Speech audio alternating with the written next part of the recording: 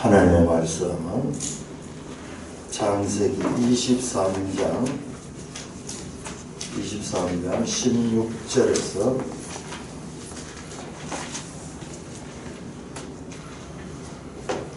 24장 16절까지 23장 16절에서 24장 16절까지 교도했습니다.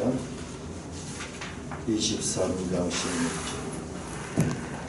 아브라함이 에브론의 말을 따라 에브론이 헷 족속이 듣는 데서 말한 대로 상인이 통용하는 은 400세겔을 따라 에브론에게 주었더니 마므레와 막벨라에 있는 에브론의 밭, 곧 그 밭과 거기에 속한 굴과 그 밭과 그 주위에 둘린 모든 나무와 성문에 들어온 모든 헷 족속이 보는 데서 아브라함의 소유로 확정된지라. 그 후에 아브라함이 그 안에 사라를 가나안 땅 마므레와 막벨라 밭 굴에 전사하였더라. 마므레는 곧 헤브론이라.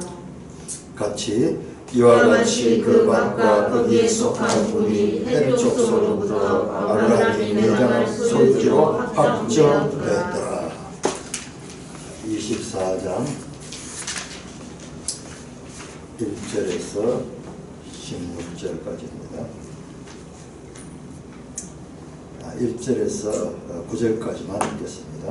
마지막 이 땅에서 아브라함의 마지막 이 기사입니다. 그 다음에는 아브라함이 죽는 장면밖에 안 나옵니다. 25장 7절에 가서 자, 아브라함 기사의 마지막 장면입니다.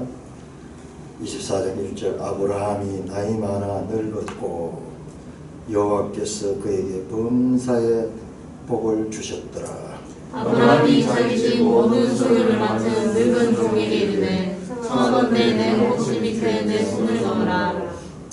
내가 너에게 하늘의 하나님 땅의 하나님이신 여호와를 가리켜 맹세하게 하노니 너는 내가 거주하는 이 지방 가나안 족속의 딸 중에서 내 아들을 위하여 아내를 택하지 말고 내 고향 내 족속에로 와서 내 아들 이삭을 위하여 아내를 택하라. 종이 이르되 여자가 나를 따라 이 땅으로 오려고 하지 아니하거든 내가 주인의 아들을 주인이 나오신 땅으로 인도하여 돌아가리까. 아브라함이 그에게 이르되 내 아들을 그리로 데리고 돌아가지 아니하도록 하라. 하늘의 하나님 여호와께서 나를 내 아버지의 집과 내 고향 땅에서 떠나게 하시고 내게 말씀하시며 내게 맹세하여 이르시기를 이 땅을 너 씨에게 주리라 하셨으니 그가 그 사자를 너보다 앞서 보내실지라 너가 거기서 내 아들을 위하여 아내를 택할지니라. 만일 너가 너를 따라오려고 하지 아니하면 나의 이 맹세가 너와 상관이 없나니 오직 내 아들을 데리고 그리로 가지 말지니라. 같이 그 종이 이에 그의 주인 아브라함의 허벅지 아래 손을 놓고 이 일에 대하여 그에게 맹세하였더라. 16절 같이 16절 시작. 그 손은 목이 심히하였다고 지금까지 15절부터 15절 시작. 말을 마치기도 전에 누가가 물동이를 어깨에 메고 나오니 그는 아브라함의 동생 나홀의 아내 밀가의 아들 그의 소생이라. 그 소는 목이 심히하였다고 지금까지 남자가 가까이 하지 아니한 처녀더라. 그가 우물로 내려가서 물을 그 물동이에 채워가지고 올라오는지라. 예. 자, 우리는 창세기를 통해서 한 가정의 이야기를 지금 살펴보고 있습니다. 우리가 앞에서 봤던 23년 아브라함이 사라의 장례를 위해서 땅을 구입하는 내용이고 24장은 이제 아브라함이 아들을 장가 보내기 위해서 그 며느리를 찾는 그 사건이 내용이 나오고 있습니다. 자, 그런데 이런 이야기들이 왜 성경이 되는가? 성경 속에 이런 개인의 가정사 이야기 이런 것들이 왜 성경의 내용으로 들어가 있는가? 이와 같은 우리는 항상 이런 문제에 대해서 의문을 가져야 됩니다. 의문을 가져야 됩니다. 그렇지 않으면 이 성경을 백독을 해도 이 성경 이야기는 그냥 이야기들의 나열에 지나지 않습니다. 자, 이 성경이 어떤 의미를 가지고 있는 것인가? 고대의 재미나는 이야기잖아요. 이야기도 하고 그대의 풍속도 알 수도 있고 또 결혼 상대자를 구할 때 어떤 관점에서 구해야 될 것인가 이런 교훈도 여기서 빼낼 수 있고 땅을 살 적에 어떤 땅을 사야 될 것이며 또 계약할 때 어떻게 할 것인가 뭐 이런 교훈도 여기서 뽑아낼 수 있지만 그러한 것들은 다 부차적이고요. 여기에서 우리가 무엇을 발견해야 되느냐 그러면 여기에서 예수 그리스도를 발견해야 돼요. 예수 그리스도를. 자, 우리 누가복음 24장 찾아보겠습니다. 누가복음 24장.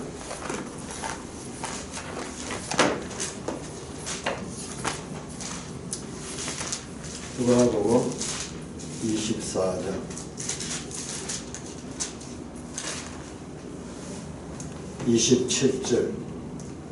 27절입니다. 자, 이 장면은 예수님이 부활하시고 후에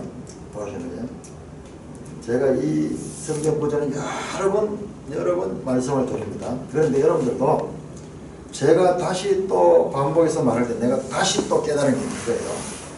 지난번에 우리 전 권사님도 이번에 이야기를 무수하게 들었는데 이번에 들은 건 다르다 그러면서 바로 그거예요. 그게 성경이에요. 우리가 계속 이 성경을 통해서 보면서 점점 어떻게 되냐 성경이 원래 말하고자 하는 그 뜻에 가까워져야 돼요. 그 뜻에 가까워져요.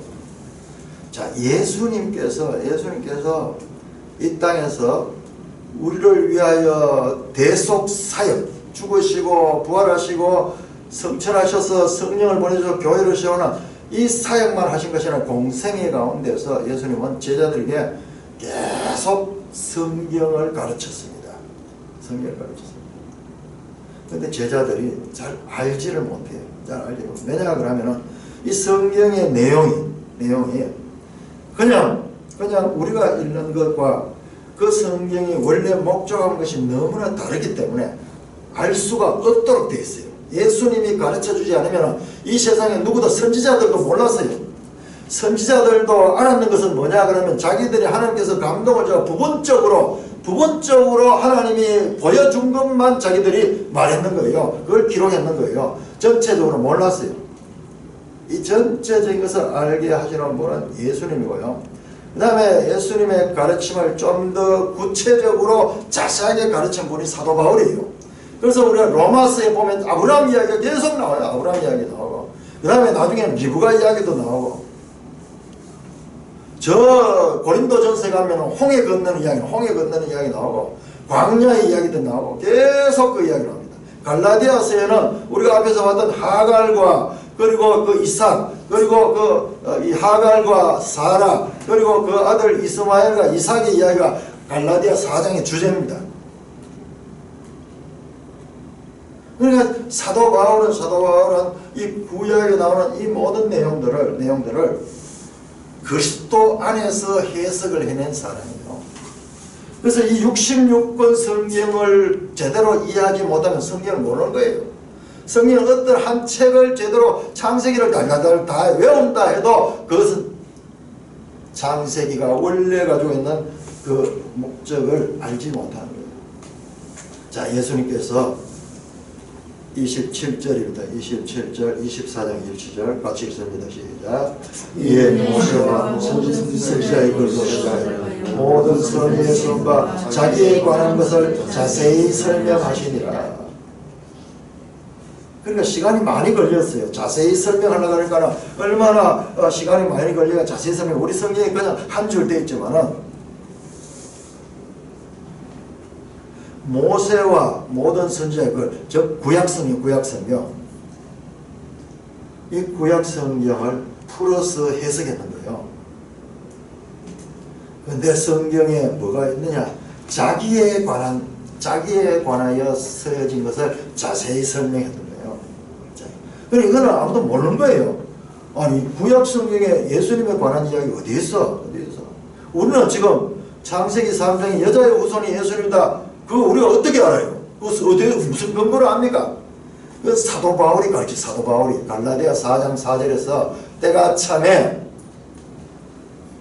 여자에게서 아들이 나셨다. 그 이야기를 통해 가지고 바로 여자의 후손은 바로 예수 그리스도다. 우리는 지금 사도 바울을 통해서 성경을 보니까 그걸 이해하는 거예요. 모세도 알지 못했고 구약의 어느 누구도 선지자들도 그 뜻이 진정한 뜻이 무엇인지 알지 못했어요. 지금 예수님 오셔서 가르쳐 주는 거예요. 자, 이 성경에 써 있는 이 모든 것은 자기에 관한 것이다. 성경 여러 부분에 중에서 자기에 관한 부분 일부분 선지자들이 그 그리스도를 메시아를 예언하고 이런 부분만 이야기하니까 구약 성경 전체가 자기에 관한 것이다. 그것을 지금 자세하게 설명했습니다. 그러면 그 생전 뜻도 보다 유대인들 성경을 많이 알고 있지만 처음 들어보는 이야기를 하는 거예요. 그런데 32절, 31절, 32절 시작. 그들의 눈이 밝아서 그인 줄 알아보더니 예수는 그들에게 보이지 아니하시느니라. 그들이 서로 말하되 길에서 우리에게 말씀하시고 우리에게 성경을 풀어주실 때에 우리 속에서 마음이 뜨겁지 아니하더냐 하고. 와, 예수님이 성경을 해석이 풀어줬다는 건 쉽게 설명해주는 건 해석이잖아요. 해석할 때요, 그 해석 처음 듣는 이야기인데 랍비들이 가르치는 그런 해석하고 전혀 다른 이야기인데 그때 이들이 마음이 뜨거워졌다. 자, 44절 다시 예수님께서 오늘 엠마오로 내려가는 두 제자에게 나타난 성령을 가르친 거고요. 이게 전부 다 부활하셨습니다. 십자가 사건 이후에 부활 사건 때입니다. 44절, 45절, 44절 시작.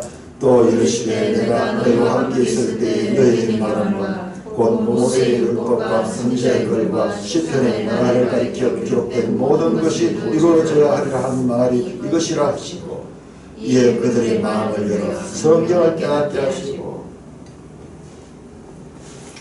성경은요, 하나님께서 우리의 마음을 열어주셔야 돼요. 그 성령께서 성령이 우리 가운데 감동을 주셔야 돼요. 그래서 성경을 제대로 깨달을 수 있어요. 성경과 성경에 관한 관계도 우리 지금 교회는 계속 우리가 성경 공부를 하면서 이제 그런 것들을 막 이렇게 막 발견해 나오는 그런 것들을 이렇게 보는데요.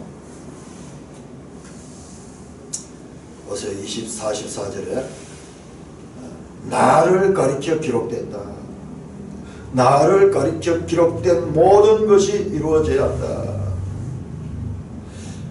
내가 너희와 함께 있을 때 예수님께서 십자가 전에는 공생애 3년 공생애 동안 제자들에게 너희들에게 뭐를 가르쳤느냐? 모세의 율법과 선지자의 글과 시편 구약성경 전체입니다. 모세 오경, 그 다음에 역사서, 그 다음에 시가서, 선지서, 이 모든 것들을 합쳐서 유대인들은 구약성경을 이해할 때 요 세 권을 이해합니다. 모세의 율법, 토라, 선지자의 글, 나빔, 그 다음에 시편, 카투빔, 요 세 권의 책으로 되어 있습니다. 자, 우리 다시 지도책 한번 보십시다. 지도책 391쪽 지도책 391쪽 구약 히브리어 정경 되죠. 첫째 분류 보세요. 율법서, 토라, 그 다음에 정기선지서, 후기선지서 합쳐가지고 네빔, 그 다음에 성문서, 카투빔. 요거는 시가 여기 시편이라고 이야기합니다. 요걸 가르치고요. 구약 히브리어 성경을 가르칠 때 모세의 글들과 선지자의 글들과 그리고 시편의 날을 가리켜 기록한 것 할 적에 바로 구약 성경 전체를 가르칩니다. 구약 성경 전체를. 이거를 예수님께서 이것이 나를 가리켜 기록되었다고 공생애 때도 제자들을 가르쳤는 거예요.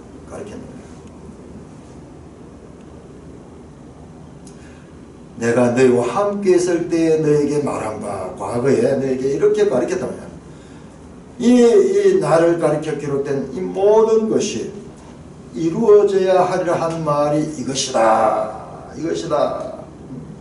자신이 십자가에 죽으시고 부활하신 이 모든 것들이 성경에 기록된, 나를 가리켜 그 기록된 그 모든 것이 이루어지는 것이다. 그렇게 말씀을 하셨습니다. 자, 요한복음 5장.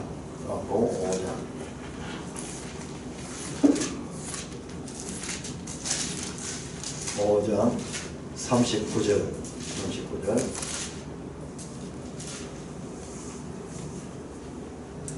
시작.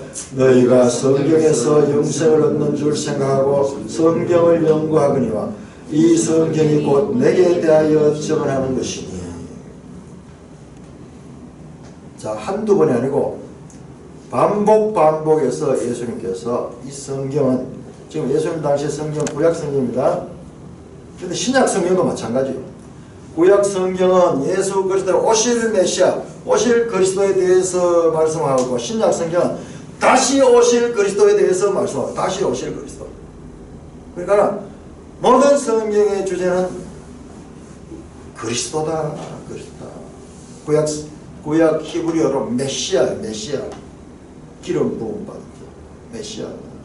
그리스도라는 말은 메시아라는 말을 헬라어로 번역합니다.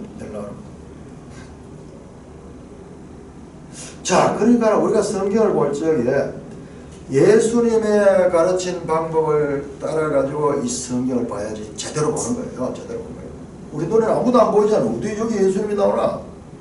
근데 예수님이 그렇게 가르쳐 주시고, 그 다음에 예수님께서 사도 바울을 통해 가지고 이와 같이 예수님께서 말씀하신 더 구체적으로 세부적으로 알 수 있도록 사도 바울의 서신서들을 통해 가지고 그것을 기록해 주셨습니다.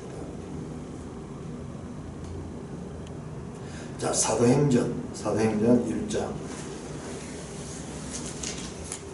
자, 누가복음과 사도행전은 저자가 누굽니까? 저자가 같습니다. 저자가 바로 둘 다 누가입니다. 누가. 그래서 누가복음은 누가행전이라고, 누가행전 할 적에 누가복음은 누가행전 1부, 그 다음에 사도행전은 누가행전 2부, 그렇게 말합니다. 자, 그래서 사도행전 1장 1절에 데오빌로요, 내가 먼저 쓴 글이 바로 누가복음이에요. 누가복음. 아까 봤잖아요. 누가복음 24장에 계속 예수님께서 제자들에게 성경은 내게 대하여 기록한 거다, 그렇게 말씀하시죠. 자, 3절 시작. 그가 고난을 받으신 후에 또한 그들에게 확실한 많은 증거로 친히 살아계심을 나타내사 40일 동안 그들에게 보이시며 하나님 나라의 일을 말씀하시니라. 자, 40일 동안 부활하신 예수님께서 40일 동안 제자들에게 하나님 나라를 그렇게 말씀합니다. 여기 지금 번역에 하나님 나라의 일을 이렇게 되어 있는데 원어를 보면 그게 아니에요. 그냥 하나님 나라에 대하여 말씀하셨다. 하나님 나라에 대하여. 자, 예수님은 부활하셔서도 계속 이 성경을 통해서 자기 자신을 가르쳐줬고, 그 다음에 시편에서, 이 사도행전에서는 이 40일 동안 하나님 나라에 관한 거, 자기에 대한 일과 하나님 나라에 대한 일이 뭐냐? 이게 두 개 같은 거예요. 같은 거예요. 자기는 누구냐? 예수 그리스도는 하나님 나라를 가지고 오신 분. 하나님 나라 가지고. 그러니까 여러분들이 지금 하나님 나라 개념을 이걸 제대로 이해하는 것은요, 이것은 성경을 정말 깊이 하는 거예요. 하나님 나라는 우리가 생각하는 그런 나라가 아니에요. 죽어서 가는 나라도 아니고, 그 하나님 나라 개념은 이 성경에 있는 아주 독특한 그와 같은 개념인 거예요. 너희는 먼저 그의 나라와 그의 의를 구하라. 이렇게 되죠. 그의 나라 되죠. 원어에 보니까 그의 나라가 아니에요. 하나님의 나라와 킹덤 오브 갓, 바실레이아 토테오, 하나님 나라와 그의 나라와 그리스도의 나라는 하나님 나라. 회개하라. 하나님 나라가 왔다. 하나님 나라가 왔다. 예수님의 첫 선포는 하나님 나라에 대한 선포입니다.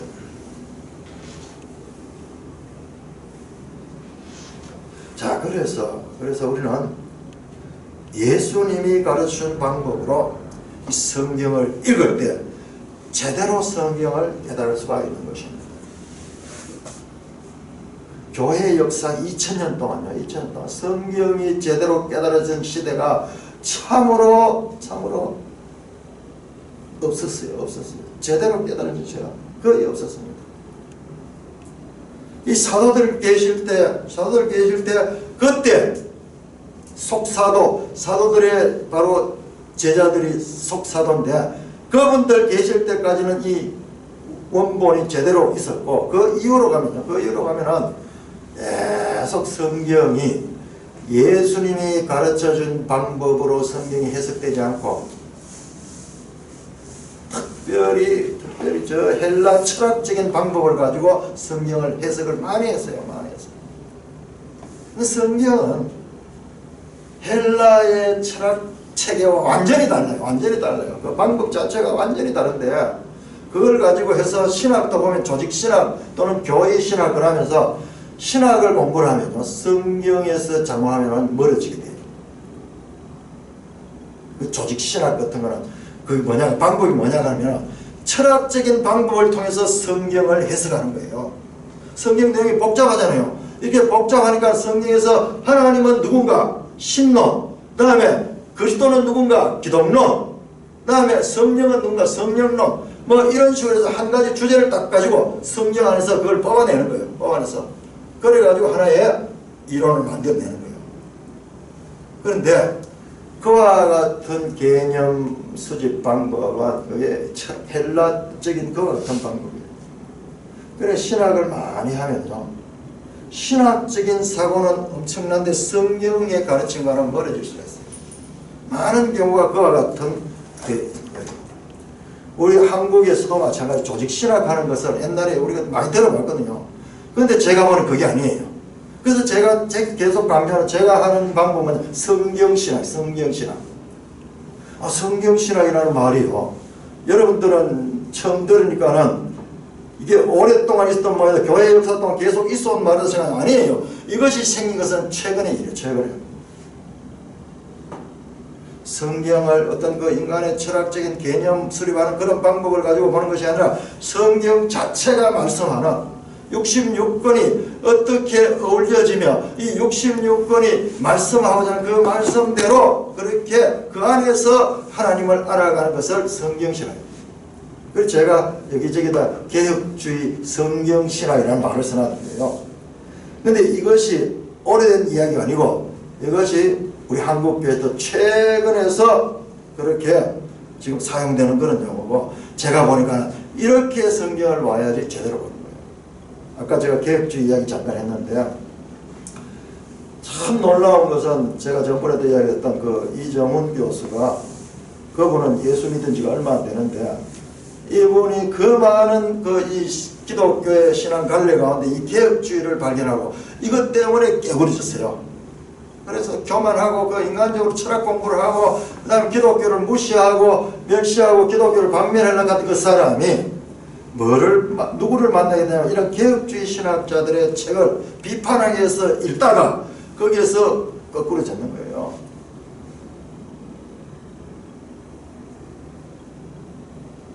그래서 몸을 던져서 일생, 야, 내가 인생을 살아갈 길이 바로 이 길이구나, 그걸 발견하고 지금 열심히 사역하는 거예요. 열심히. 목사들이 해야 될 일을 그 사람이 하는 거예요. 지금 정광훈 목사가 지금 저렇게 목숨을 걸고 그 에너지가 어디서 나온지 몰라요. 어제 저녁에도 광주에서 이 아침부터 해가지고 아침에는 그 조찬기도회 해가지고 집회라고 저녁에 또 밤 늦게까지 하고 새벽에 와가지고 어디로 왔느냐, 오늘 아침 경기도 시흥에 와가지고 거기서 또 조찬기도하고 오늘 저녁에 또 시흥에서 밤 집회를 할 거예요. 거의 초인간적인 힘을 가지고 일을 하고 있어요. 내가 이 사람이 어떤 사람인가, 말이 너무 거칠고 이래서 좋게 보고 싶다가도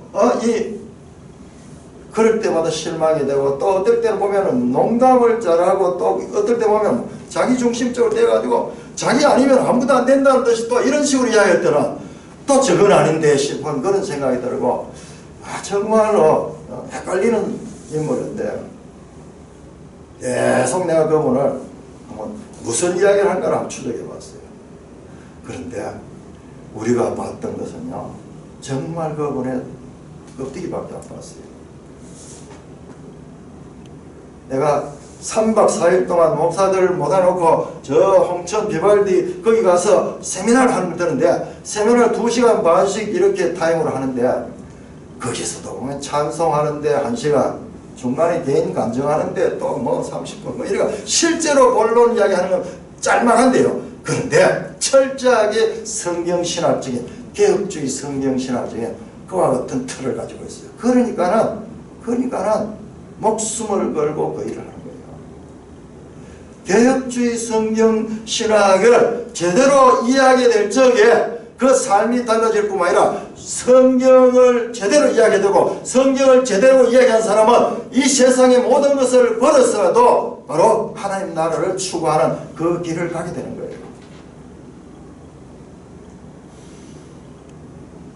자, 오늘 우리 본문 들어가 보겠습니다. 오늘 본문으로. 자, 오늘 우리가 읽은 가운데서 이제 23장 1절에서 보면은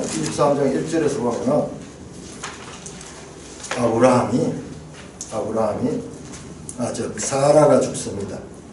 사라가 죽고 25장 7절에서는 이제 아브라함이 죽습니다.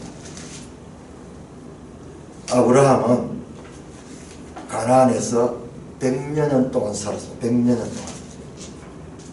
75세 때 왔잖아요. 75세 때 하란에서 가나안에 왔을 때 75세였어요. 그런데 25장 7절에 보니까 175세로 세상을 마감합니다. 그러니까 100년 동안 가나안에 있었어요. 그 100년 동안 아브라함의 삶은 참으로 처음에 보니까는 우리처럼 비슷한 평범한 제목이었어요. 먹고 살기 위해서 하나님 약속이 뭐고 다 잃어버리고 이렇게 이 목숨을 구하기 위해서 다니고, 그리고 거짓말하고 상황에 따라서 변하는 그와 같은 인물이었지만, 그러나 그는 생애를 통하여 점점 완성되어가는, 특별히 21장에 그 약속의 아들을 100세 때 얻고 난 뒤로부터는 전적으로 하나님 말씀에 수용하며 마침내 도무지 이해되지 않는 아들조차도 하나님의 말씀이라면 그 말씀에 대한 믿음으로서 인정을 초월하고 인간적인 합리적인 그와 같은 모든 계산을 초월할 수 있는 온전한 믿음을 보여주는 것을 우리가 보았습니다.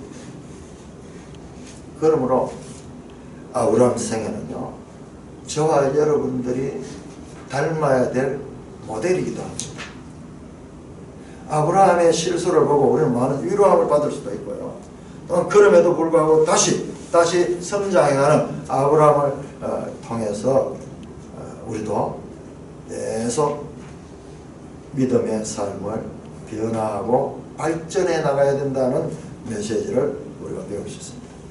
자, 오늘 읽었던 우리가 23장 16절에서 20절은 자, 아브라함한테 하나님께서 하나님 나라에 대한 약속을 주셨습니다. 너로 큰 민족을 이루고 이 땅을 너희에게 줄 것이다. 너를 축복하는 자는 내가 축복하고 너를 저주하는 자는 내가 저주한다. 하나님이 주권자 되시고 하나님이 왕이 되시고 그리고 그 왕이 통치하는 땅에 대한 약속 그리고 그 후손에 대한 약속 즉 하나님 나라에 대한 약속을 받았습니다. 자, 그 관점을 놓치지 말고 그 관점에서 오늘 우리가 읽었던 본문 23장 16절에서 20절은 어떤 내용에 해당됩니까? 23장 16절에서 20절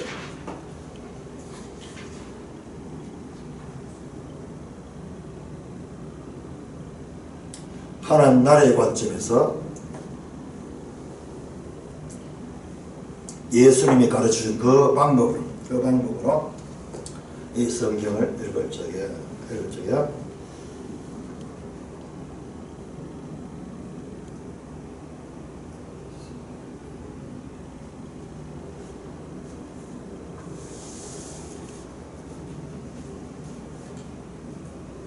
오늘 하루 종일 일하시다가 그리고 오니까 갑자기 또 완전 모드를 바꾸는데 시간이 좀 걸리겠죠. 자, 땅을 사는 이야기잖아요. 땅을 사는 이야기. 사라의 장래를 위한 땅을 사는 이야기입니다. 사라는 출산할 적에 그 하나님 나라의 후손을 그렇게 출산했고 죽음을 통해서 땅을 이제 소유로 확장합니다. 자, 18절 23장 18절 시작. 성문에 도로는 모든 헷족속이 보는 데서 아브라함의 소유로 확정된지라. 20절 시작. 이와 같이 그 밭과 거기에 속한 굴이 헷족속으로부터 아브라함이 매장할 소유지로 확정되었더라. 처음으로 오늘 치면은 내 땅을 사서 등기 이전하는 그 장면이에요. 그 땅에다 사라의 시신을 놓습니다. 우리도 조상들의 묘는 늘 찾아가잖아요. 그래서 기억하잖아요. 그냥 땅을 사는 것이 아니라 조상의 묘터가 있는 땅. 나중에 이 땅에 아브라함도 여기에 묻히고 이삭도 여기에 묻히고 야곱도 여기에 묻힘으로 말미암아 앞으로 이스라엘 민족에 있어서 그 조상들의 땅, 조상들의 묘소가 있는 땅은 잊을래야 잊을 수 없는 그와 같은 의미를 가지는 땅이 지금 소유로 됩니다. 장차 이 가나안 전 땅을 소유로 주겠다 하나님 그 약속이 구체적으로 하늘의 씨가 땅에 떨어졌어요. 그 넓은 땅 가운데 이 에브론의 마므리와 막벨라에 있는 이 땅이 약속의 땅의 첫 출발점이 되는 땅을 만드는 그와 같은 장면입니다. 자, 24장 아브라함이 죽기 전에 해놓은 마지막 일이 무엇일까요? 아브라함이 죽기 전에 했는 마지막 일은 예수님이 가르쳐 주신 하나님 나라의 관점에서 해석할 때 주권자 하나님 땅 백성 그렇죠. 백성을 네. 만드는 네. 기초로서 그렇습니다. 이삭의 아내를 구한다. 이삭 혼자서는 후손을 볼 수 없어요. 그래서 그 아내를 구하는데 그 자신의 며느리 될 사람에 대한 조건을 제시합니다. 마지막 아브라함이 한 것이 이거예요. 후손에 대한 이 하나님의 약속을 시행하는 데 있어서 그 후손이 아무나 통해서 나오는 것이 아니라 자신들의 이 하란에 있는 그들의 이 가족들 가운데 이때는 건친 결혼이 가능할 때예요. 건친 결혼이 가능할 때입니다. 모세 율법 이전에. 그래서 자기 이 아우가 되는 나홀의 성에 이 종을 보내 가지고 그 며느리를 구하죠. 구할 때 보세요. 7절 아브라함이 엄청난 조건을 내걸어요. 왜 그런가 하면은 그 뭔데 신랑이 가가지고 선을 보고 오는 것이 아니라 여자한테 그냥 여자가 이 먼 곳까지 약 한 달 정도 걸리는 먼 거리까지 어떻게 이 신랑도 보지 않고 시집 올 수 있겠네. 그런데 그런 조건이에요. 가서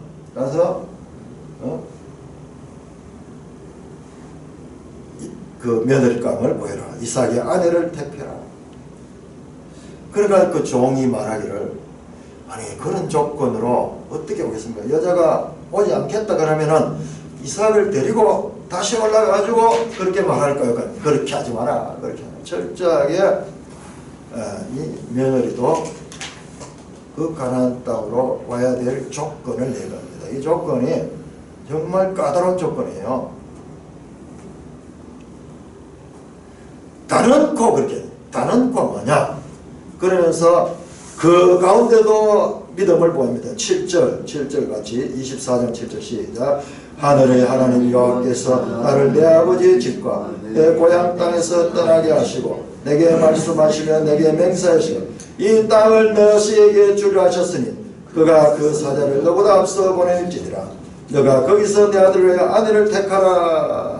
만일 여자가 너를 따르고 가지 않기에는 이 맹세가 너와 상관없다. 그렇지 않으면 사람 결혼하지 않더라도 할 수 없다 하는 거예요.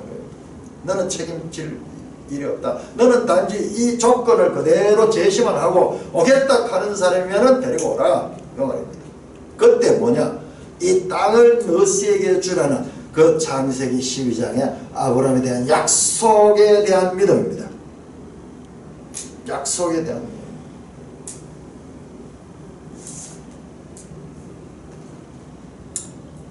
자, 그래서 이 종이요 한 달 길을 해가지고 낙타 10대에다 혼숙감을 확 싣고 많은 일행을 데리고 저 메소포타미아 그 하란으로 올라갑니다. 우리가 그냥 한 절 속에 있으니까는 금방 되는 것이 아니고 10절에 보면 종이 그 주인의 낙타종 10피를 끌고 들었는데 엄청난 부자예요. 낙타 10피를 끌고 갈 정도 되면 거기에 호송하는 인원들도 여러 명 있었고 그리고 여기에 금은 보화가 실려 있어. 그러니까 가다가 강로떼를 만날 수도 있고 이러잖아요. 그러면 무장 군인들도 따라갔을 거예요. 우리 앞에서 봤잖아. 아브라함 집에 길린 그런 그 318명의 용사들도 있었잖아요. 그래서 엄청난 수행원을 데리고 그리고 낙타 10피를 끌고 떠날 정도로 아브라함은 부유했습니다. 자, 그리고 이 종은 철저하게 아브라함의 말씀대로 순종하고 이 종이 그 주인을 닮아가지고 기도하는 사람이에요. 12절 보니까는 그가 이르되 우리 주인 아브라함의 하나님이여 원하건대 오늘 우리 나에게 순조롭게 만나게 하사 내 주인 아브라함에게 은혜를 베푸소서. 그러면서 기도로 그 모든 일을 시작합니다. 자, 15절 16절 시작. 말을 마치기도 전에 리브가가 물동이를 어깨에 메고 나오니 그는 아브라함의 동생 나홀의 아내 밀가의 아들 부두엘의 소생이라. 그 소녀는 보기에 심히 아리따웠고 지금까지 남자가 가까이 하지 아니한 처녀더라. 이 종이요 서산할 때 기도를 할 거예요. 기도하면서 조건을 거는 거예요. 이 우물가에 이 오는 소녀 그리고 내가 이 물을 달라고 하면은 친절하게 나에게 물을 줄 뿐만 아니라 내가 들어간 그 일행들과 그 많은 낙타는 한 마리가 물을 45리터를 마십니다. 그래야지 그게 물이 저장돼 가지고 그 이 사막길을 가도 물을 먹지 않고도 갈 수 있는 것이 이 낙타. 엄청난 조건을 가는데 이 조건은 거의 불가능한 조건이에요. 10마리의 낙타에게 물을 마시게 하려고 그러면은 45리터 곱하기 10마리니까 450개 있다는 거예요. 몇 시간 퍼올려야지 될 그런 양이에요. 그런 양. 자, 그런데 15절에 말을 마치기도 전에 리브가가 물동이를 들 어깨에 메고 나오니 그 기도가 끝나기도 전에요. 그 기도의 응답이 시작이 되는데 리브가라는 여자가 등장하는 거예요. 그 리브가는 누구냐? 아브라함의 동생 나홀의 아내 밀가의 아들 부두엘의 딸이에요. 부두엘의 딸이에요. 지금 등장하고 있습니다. 자, 우리 22장 넘어 22장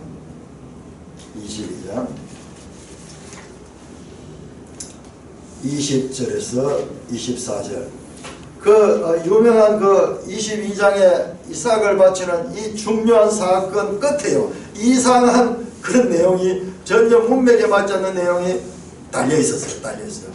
이게 무슨 의미인가? 이게 지금 오늘 밝혀지는, 오늘 지금 이 15절을 통해서 밝혀지는 거예요. 자, 22장 20절부터 24절까지 교독하겠습니다.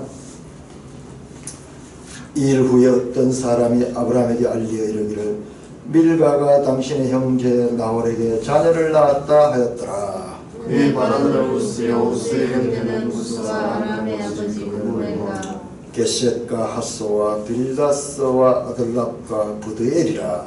이런 사람은 아브라함의 형제 나홀의 아내 밀가의 소생이며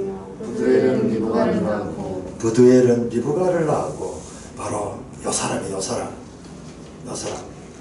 밀가의 소생 나홀의 아내 밀가의 소생 아브라함의 형제 나홀의 아내 요 단어가 여러분들 24장 15절과 비교해 보세요. 자, 25장 15절과 22장 23절을 비교해보면요. 여기 원어사는 같은데 우리 번역은 좀 다르게 하나는 형제라고 하나는 동생이라고 이랬어요. 동생이라고 했는데 똑같아요. 그는 아브라함의 동생 24장 15절에 아브라함의 동생 돼 있고 22장 23절은 아브라함의 형제 되니 이 원어가 같습니다. 아브라함의 형제 그 다음에 나홀의 아내 밀가의 소생 밀가의 아들 부두엘의 소생이라 밀가의 소생이며 그게 부두엘이다. 이 부두엘을 소개하고 이 부두엘의 딸의 리브가다. 이미 22장에서 하나님은 리브가를 준비하시고 계신다는 것을 보여줬는 거예요. 그러므로 지금 아브라함이 멀리 가서 이 며느리를 구하게 하고 그 다음에 종을 보내가 기도하면서 그 합당한 대상자에 대한 그와 같은 기도를 할 적에 하나님은 먼저요 아브라함이 종에게 명령하고 종이 가서 기도하고 그 일을 행하기 이전에 하나님은 이미 리브가를 태어나게 하셨고 그 리브가에게 강건한 건강을 주셨고 리브가에게 적극적인 성품을 주셨고 리브가에게 친절하고 배려하고 그리고 많은 사람들의 소위 아브라함 집은 엄청난 부자입니다. 그렇기 때문에 거기 안주인이 해야 될 일이요 그냥 부장하게 자기 몸만 치냐고 이렇게 센 사람이 와서는 그 집안에 와서 그 집안의 역할을 감당할 수 없습니다. 그리고 남편 될 사람이 보니까는요 되게 소극적이에요. 이삭이라는 사람이. 그러니까 그의 이삭의 부족함을 채워서 둘이 한 몸을 이루어서 하나님의 나라를 이어갈 수 있는 그런 여자로 준비되어야 돼요. 하나님은 그렇게 준비해 놨습니다. 그래서 리브가는 힘도 세고 그 다음에 판단력도 아주 빠르고 행동이 민첩하고 그리고 결단력 있는 그런 여자로 준비되고 있었습니다. 하나님이 미리 다 만들어주셨습니다. 그러면 하나님 나라는 여정입니다. 23장에서 아브라함은 마지막에 하나님의 나라의 약속 가운데 땅에 관한 약속을 눈으로 보았습니다. 그러나 전부 다는 보지 못하는 아브라함 때 시작했습니다. 뿐만 아니라 후손에 대한 그 약속도 아브라함은 이삭의 아내를 보는 걸로 해서 이제 그 후속에 관한 약속도 그렇게 이어가고 있습니다.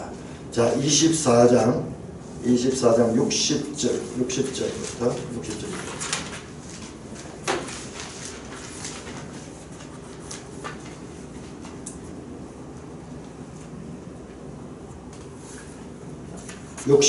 같이 있습니다. 시작. 리브가에게 축복하여 이르되 우리 누이여 너는 천만인의 어머니가 될지어다. 내 시로 그 원수의 성문을 얻게 할지어다. 그 집안에서 아마 라반이 중심이 돼가지고 그 떠나는 그 누이에게 축복을 하는데 우리 누이여 너는 천만인의 어머니가 될지어다.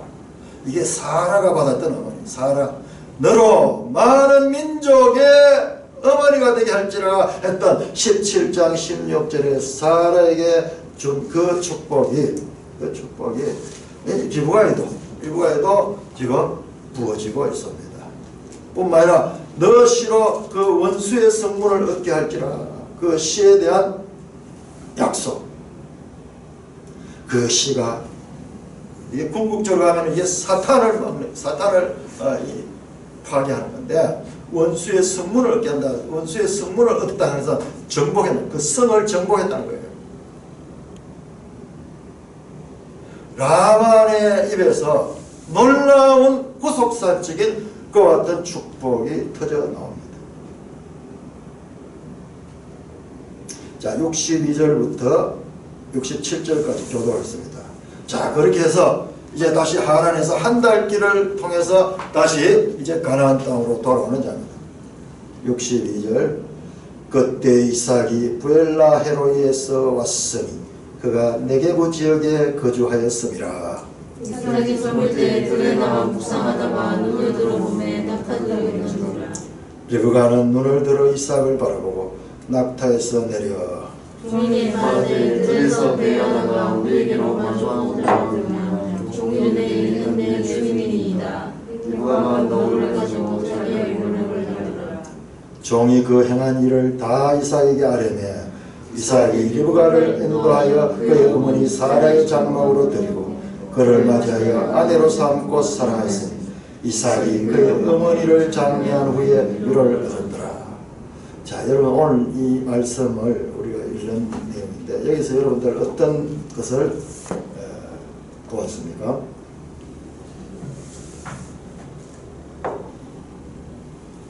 예수님이 가르치신 방법으로 그렇게 하고 있어요.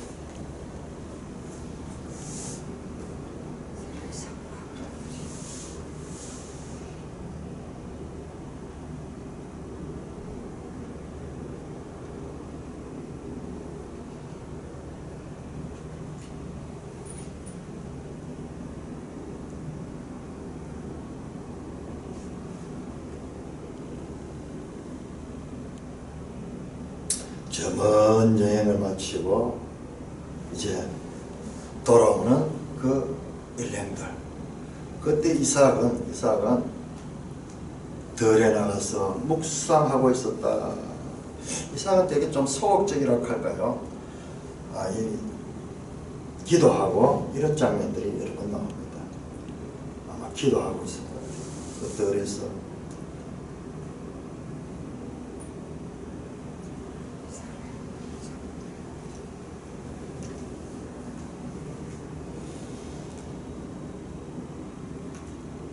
오늘 이거 보면서 뭔가 이런 줄치고 그런 거 못했습니까?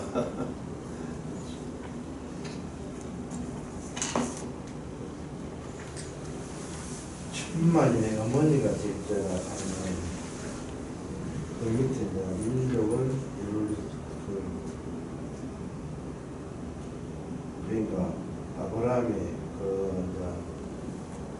이삭을 위해서 마지막 유언을 여기서 이루어지는 그런 장면입니다. 네. 그렇습니다. 다른 꿈을 크게 안 말고 인사를 이루어내는 왜 어머니 장막을 데리고 예. 거기가 예, 거기입니다. 네, 거기입니다. 네, 거기. 자, 그거하고 65절 보면은 종이요. 종이 이때까지 계속 종의 말을 보면요. 종은 자기가 없어요. 이 종이 일하는 거 보면 거기 가서 대화하는 거 보면요. 나의 주인 아브라함이 이렇게 말씀하셨고 나의 주인은 어떤 분이고 나의 주인이 이렇게 해서 나의 주인의 명을 따라서 나의 주인 때문에 내가 왔습니다. 내가 또 나의 주인에게도 돌아가야 됩니다. 모든 것은 종에게 나의 주인밖에 없어요. 주인에 대한 철저한 순종과 충성인데 그런데 주인이라는 이름이 여기에서는요. 65절에서는 이삭을 갖다가 이는 내 주인이다. 그렇게 이야기해요. 주인이 아브라함에서 이삭으로 바뀌고 그리고 방금 권사님이 이야기했듯이 리브가가 사라의 장막에 들어갑니다. 예. 자, 여기에서 하나님의 언약이 아브라함과 사라에서 어떻게 이삭과 리브가로 이어지고 있다. 이게 바로 뭡니까? 이거 신학적으로 이야기하면 성경 신학적으로 이걸 뭐라고 이야기할까? 자, 이와 같이 이어지는 것. 자, 하나님의 구원의 계시가 발전. 그렇습니다. 발전하고 있다. 발전성 또는 연속성. 자, 하나님의 뜻은요. 한 개인이 아니에요. 아브라함은 여기까지 왔고 그 다음에 그 뜻은 또 이어져서 쭉 이렇게 해서 역사를 통하여 이게 바로 구속의 역사입니다. 역사. 성경은 이야기를 하는 이야기. 이게 하나님 나라를 세우는 것과 같은 역사예요. 하나님 나라를 세우는 기초를 세우는데 바탕도 쳐야 됩니다. 그렇습니다.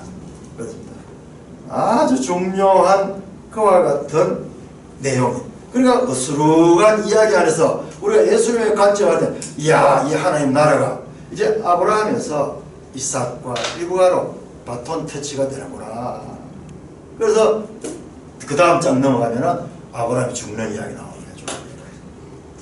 자, 그러면 마찬가지로 이삭 사건도 이삭이 죽으려면 야곱에게로 이렇게 넘겨갈 것이고, 그 다음에 야곱에서 이 12지파로 넘어갈 것이고, 그를 통해서 나중에 이제 출애굽할 때 이스라엘 민족이 나올 것이고, 이러면서 쭉 그 약속이 예수 그리스도께로 이어지는 구원 계시의 발전성의 한마디를 여기서 발견해내야 돼요. 한마디를 발견해야 돼요. 이게 바로 하나님 나라의 관점으로 볼 적에, 그 주제를 가지고 볼 적에 그게 보이는 거예요. 그거 없이 이 이야기를, 스토리를 딸딸 외우고 있어도 이 성경이 말씀하고자 하는 원래의 뜻을 알 수 없는 거예요.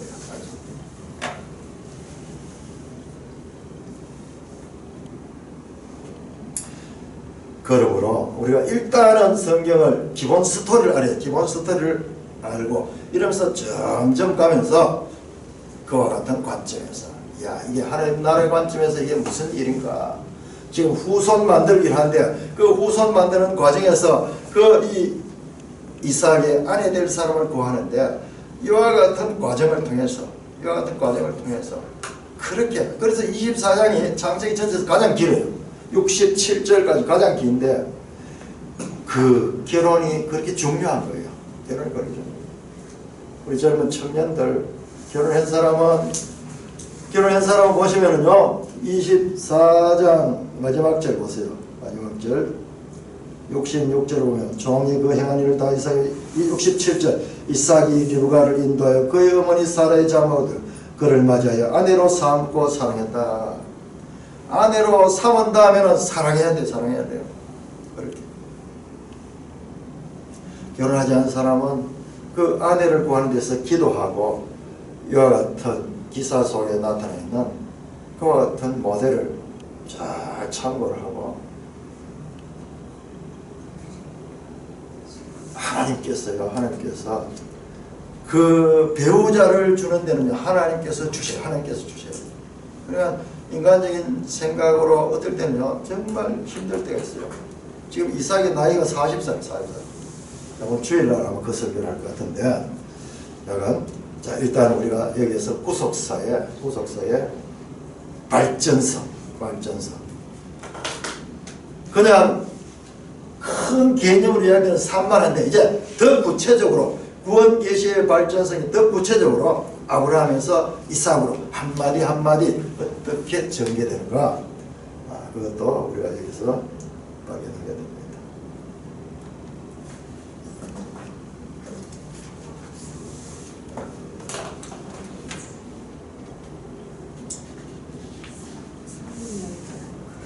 이제 아브라함 믿음은 얘기해도 됩니까?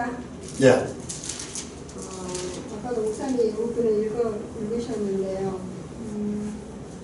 앞에 그 한 절이 좀 길긴 하는데 그 종에게 떠나는